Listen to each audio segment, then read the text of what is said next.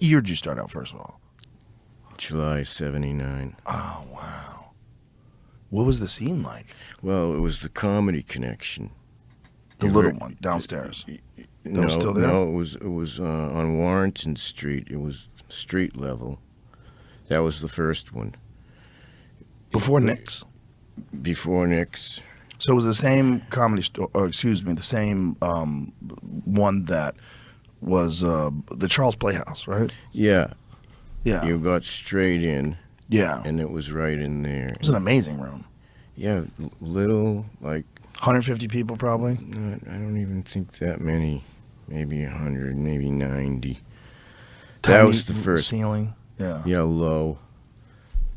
That's where I went to see an open mic there, and then I thought... What I was doing is I was, into comedy from watching The Tonight Show. That's when I really got, like, oh, these comedians, Carl and Robert Klein, all these guys. I had to watch The Tonight Show because my brother was older than me, and we had to watch what he wanted. So I started watching, then I started to like it. And then I heard that there was a club in town, and I thought, I should go down. I was 16 when I really was into it, but then when I was about 23, I heard of the club, and I thought, well, maybe I gotta go try it out. I mean, I wouldn't have to move to Los Angeles or New York, and my character then, I couldn't have 23. I'm not gonna move to Los Angeles. It was that was too much for me. So I went to the Comedy Connection, and I watched a show, and then I learned that there was the open mic nights was every Wednesday. So then I thought, I'm going to go back in 2 weeks. Do you remember your first set?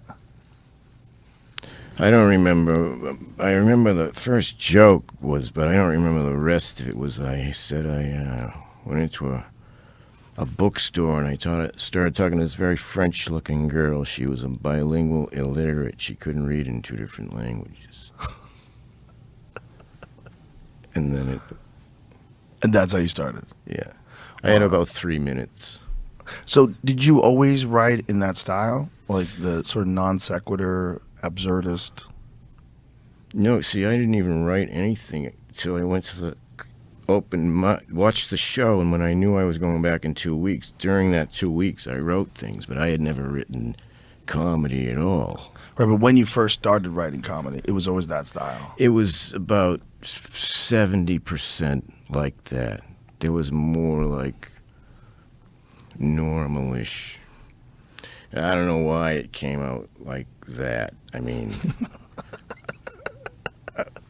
I was influenced by Carlin talking about everyday little things, and that's what I said, oh, I'm going to do that. And then the structure of a joke was from listening to Woody Allen's stand-up albums.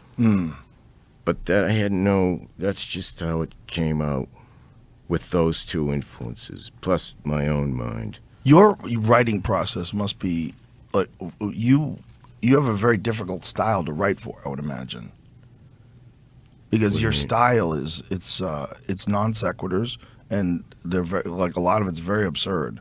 Like, is it hard to, like, when you write, do you sit in front of a computer? Do you just come up with ideas as you're walking around? Like, what's your process? In the beginning, I would sit down and look at the paper, like look for a word to jazz my mind or look for something. And I would try to find jokes on purpose in the first 6 months.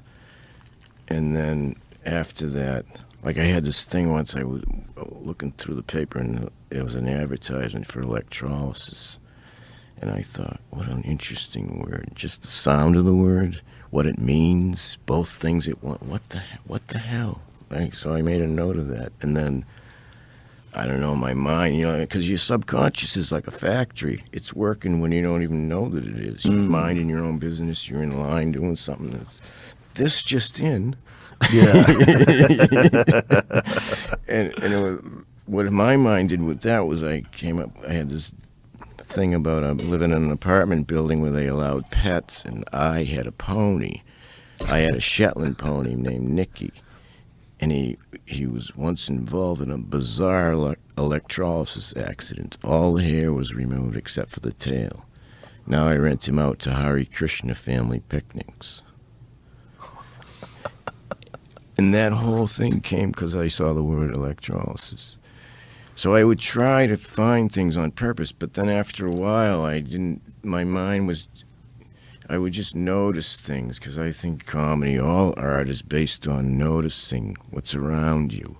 And my mind, like I drew a lot. I know that you used to draw too. Mm-hmm. And, I would draw realistically in high school and stuff. And like if you were going to draw this cup and the two shapes, and then you notice, if you're trying to draw it real, this shape, and then there's the shape that's in between. That's also a shape, which helps you get it accurate. Mm-hmm. But so you don't really notice that shape unless you were trying to draw it. So I think that exercised my mind of noticing. Then later on, doing the comedy, I was already noticing, but I think was noticing just some people are very aware of what's around. And like in the tower at the airport where the radar goes like this, like it goes like this, like, Mm-hmm. and then there's the little beeps of the planes, like those Mm-hmm. are the planes. So I think my mind got like scanning like that, subconscious. Like I'm not going out. I don't walk down the street thinking I need another joke. I'm gonna go walk down that street. I'm just going around my day, just doing it. But the thing is going, Right. You're and just then it'll scanning. see a word. It's like, Yeah. oh, maybe that. Oh, okay, and then like write it down. And I think of the joke. The wording comes pretty fast, like like in a minute. It's like, because in my mind it can only be one way it can be written. And then I just would write it down and then go on with what I was doing. But the noticing never stops. Don't